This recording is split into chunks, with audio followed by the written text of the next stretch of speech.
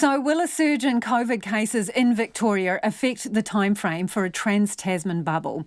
Speaking a short time ago at her post-cabinet press conference, Prime Minister Jacinda Ardern said the ball is in Australia's court.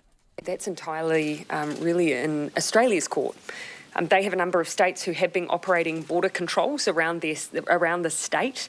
Ultimately, if Australia chooses then to allow travel state by state rather than as a whole, that would be their decision.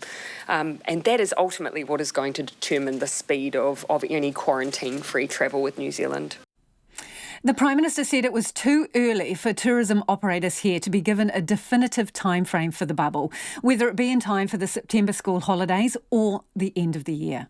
From the conversations I've had with our domestic tourism operators, their number one priority is maintaining the freedom of New Zealanders to move around the country. We have to make sure that we don't sacrifice the freedoms we have by making unsafe decisions at our border.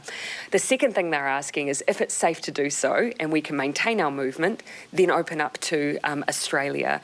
As we can see, Victoria is not in a state where that is going to be possible, but if Australia chose to open up other states where we can guarantee that we only have travellers from COVID-free zones, then that is something we could work with, but that would be up to Australia.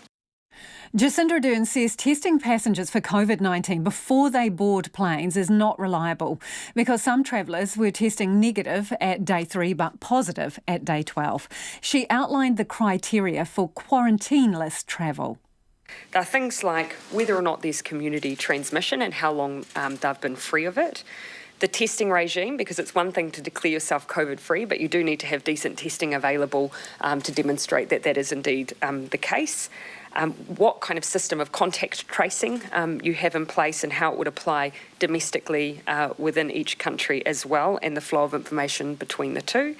And then your border management, the separation of passengers at both ends of travel. So look, those are things that we've discussed and set out. We're in talks with Australia. So one of the reasons, of course, we'll want to just make sure that we keep that criteria live between us is because we are still in talks. And ultimately, though, the number one is still the safety for when we don't jeopardise our own status. Prime Minister Jacinda Ardern, and there was one new case of COVID-19 in New Zealand today, a man in his 20s who had travelled from London via Doha and Australia. He's in managed quarantine.